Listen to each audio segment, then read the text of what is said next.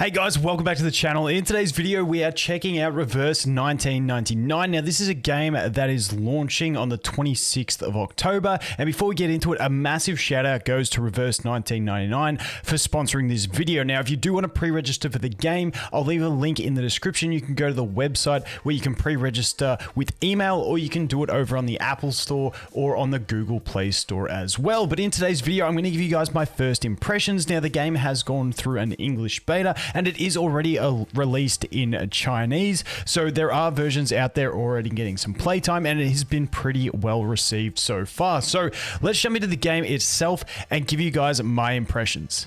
Okay, so the first thing I want to note about this game is that it does have one of the most unique stories and art styles I've seen in a gacha game. And the great thing is, if you're the kind of person like myself that wants to push through the game early on, you can always come back to the story review and take a look. But this story is super in-depth, and it's one that you really want to pay attention to, because if you don't, you probably get lost. But it's one of those really deep, interesting stories that really does make you think, which I do appreciate. Now, let's jump in and let's talk about the characters, because the characters, like I said, this art style and character style is so unique. We have Apple. Now, Apple isn't an item. Apple is an actual character inside the game.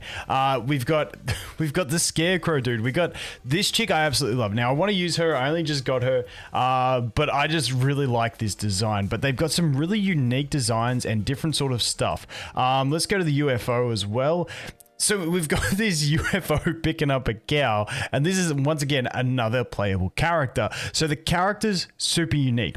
As for the combat, we'll jump into that in a second, but I want to take a look at the characters themselves and the abilities they have, because in combat, you sort of get cards dealt to you. You might have seen this before, but you get cards dealt, and if you match two 1-star cards of the same type, they become a 2-star, and then if you match two 2-stars next to each other, they become a 3-star, and those get enhanced. For instance, if we look at this guy here, we have, if you use this at 1 star, it's going to give you a taunt that reduces the damage taken by 40%. If you use it 2, it's going to increase that to 2 rounds of taunt. If you use it 3, it's going to be 60% reduction and 3 rounds of taunt. So those are the cards, and then once you use enough cards, movements, and stuff like that, you will gain enough moxie to use your ultimate, which is going to be another usage. But those are the abilities. You can check the abilities in the character pages, get an idea for it. The thing I like is they give you a quick description, especially when jumping into a new game. You got this guy is defensive and control based, and you can go through that for all of the characters in the game.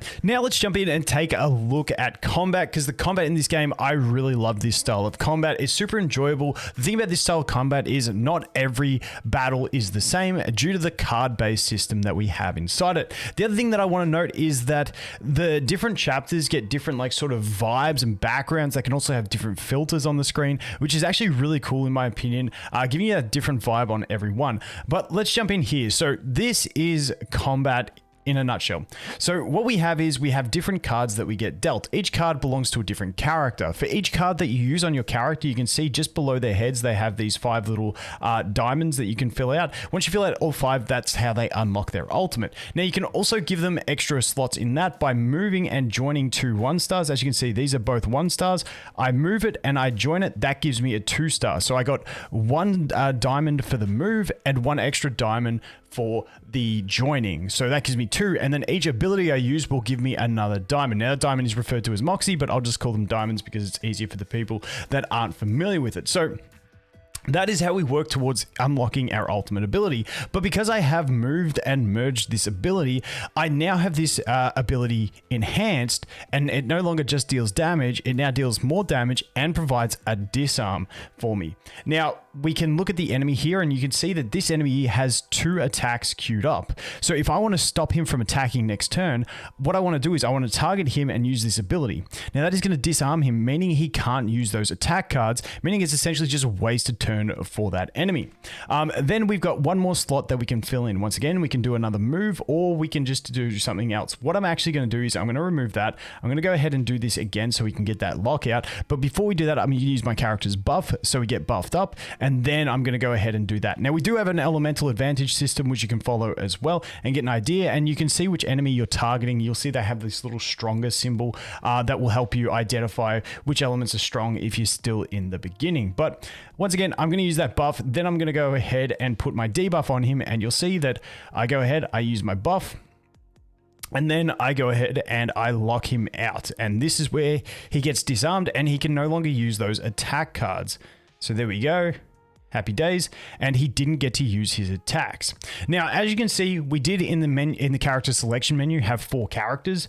The 4th character is your sub-in character. It's this bird in the box at the back here. So once one of my characters dies, they will be subbed in and they will come in and be able to join into the combat. Now, we're in this situation here where you can see this enemy is using 2 attacks. I don't have anything to lock them out. So we're just going to go ahead and play it casually. So what I can do here is, if you look at this one is already at 2-star, which is really nice. So is this one. So I can't merge a 1-star with a 2-star, unfortunately, but what I can do is I can use this. So we have this additional resource that you gather over time by, you know, consuming different points and stuff like that, but then you can get these additional benefits. So if I go to this one here, I get a free, it's like a universal 1-star. Now I can join that into any one of my 1-stars to upgrade them to a level 2 attack. So you can see this one, I want to do it here. I can go ahead and do that. I'm going to merge that in, and that becomes a level 2. So now what I can do is and that is a free movement. That doesn't cost you anything for the move. So now what I can do with this guy is I can use his attack there, and that goes ahead and merges me a level 3. So this is like the strongest version of this ability I have. We get 2 enemies for 300% mental damage and get the 30% penetration. So that is really nice. So now what we can do is we also have another ability here with her. And if we look at her points, we're very close. But what I'm going to do here is instead of that, and this is where the strategy comes in, I'm going to go back to, let's do this one again. Okay, but what I'm going to do now is I'm going to buff. The reason I want to use her buff first, obviously, we already have the buff up, so it doesn't really matter when I actually used it, stupid me. But this is going to get her to her ultimate on the next turn. That's why I wanted to use one of her abilities. So then we can go ahead and use him. That's going to combine these, give her an extra run, and then we're going to do some decent damage with that ability. So let's go ahead and roll with that. And I really love this system because, like I said, every turn is different depending on what cards you get dealt and what you can build from them. So there we go. And as you can see, now we have an ultimate in the queue. Now that's going to be her ultimate because we got her to full Moxie first. So hers is an AoE, so I want to use that first because I want to deal the AoE damage, hopefully kill this guy in the process. And then what I can do is I can focus the rest of my attacks on this guy. Now, I do have AoEs with these guys as well, but what I'll do is I'll just use them. But the cool thing is if I focus my attacks on this guy because he's got the most attacks coming up, if he does die, it will just process and then put my attacks onto the next enemy. For instance, this guy, let's just put all of our attacks into this guy. And that way we can show you what happens when we go to do this. But instead of doing that, I'm actually going to move because I get 1 point for the move, 1 point for the join. And then I also get 1 point for the usage, which will bring his ultimate up for the next turn. If I just used 2 basic attacks, I would have been 1 short from his ultimate.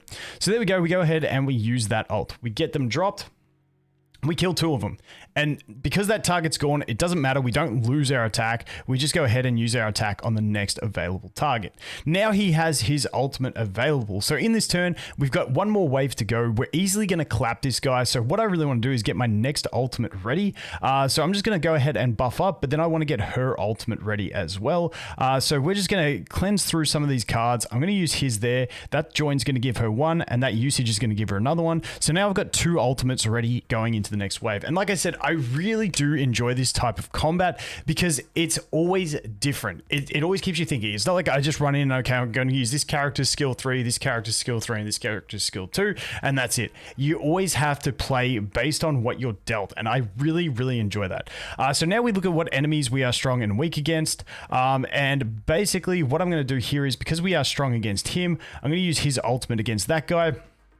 And then we're going to go ahead and use her. I'm just going to target it over there. And then we're going to go ahead and use this one because this is an AoE ability with him. So let's go ahead and drop those and see how we go. Once again, animation's really cool. They got some pretty sweet animations in this game as you go through it for the ultimates. This one, there we go. And boom.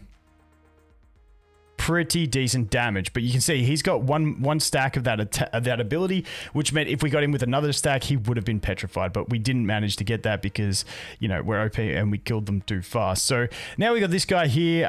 We've got this one, which is going to lock him out from attacking again. We're going to buff first. We're going to lock him out from attacking because that's what we want to do. Actually, instead of that, we'll go ahead, we'll move this buff, get a bigger buff, and lock him out, and that will get us our ultimate for the next turn, which is what we ideally want to do because then he won't do any damage. We've got an ult ready and we can nuke him. As you can see, this stage isn't overly hard, but it's more the principle on what you do, and I really do enjoy this type of play. So let's go ahead and use this one because it's strong, and then we'll use this one because he's got his condition.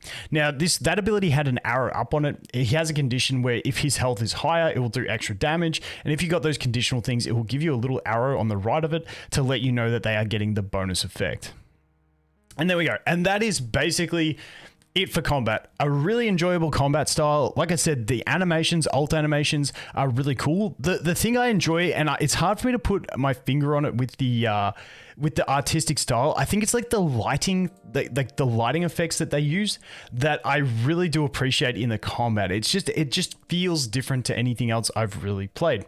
So that is that. So that is the basics of combat. That's the characters. That's what we're looking at. So the next thing I want to jump into is the wilderness. Now, the wilderness, I normally don't like these type of features, but this one is quite nice. This is how you get like your AFK loot and stuff like that. Now you can place characters. I think I've only got one character placed, so you can place your characters around the place as well. They can chill out there and all that sort of stuff. But the other thing we can do is we can edit the wilderness, and that is the thing that I found enjoyable in this because you get different blocks of land and different buildings that you can place. Now I've placed all my buildings, but we can go ahead and we can expand this land how we want.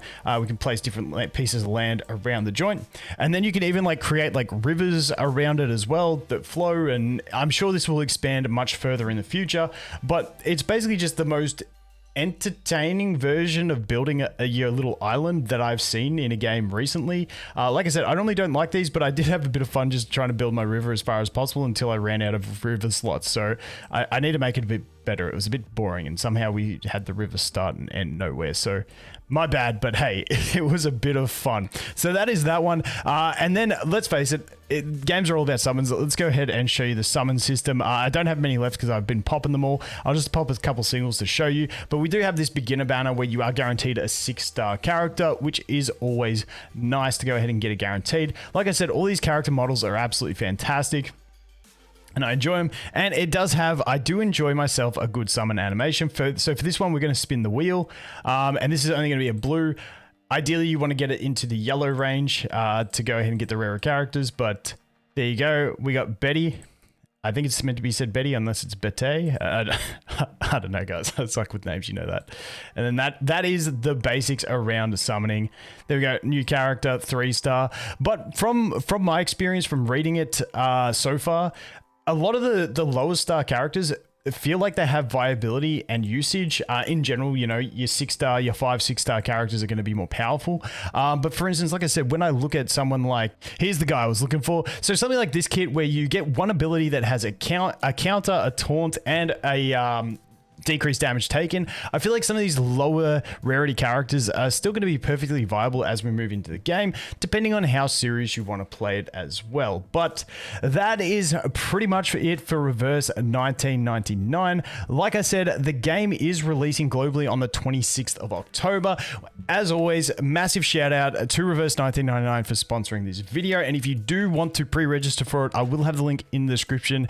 Go ahead, click that, get pre-registered via email, Google Play, or Apple Store. As always, guys, thanks for watching. Hope you have an awesome day, and I look forward to seeing you in the next one. Cheers.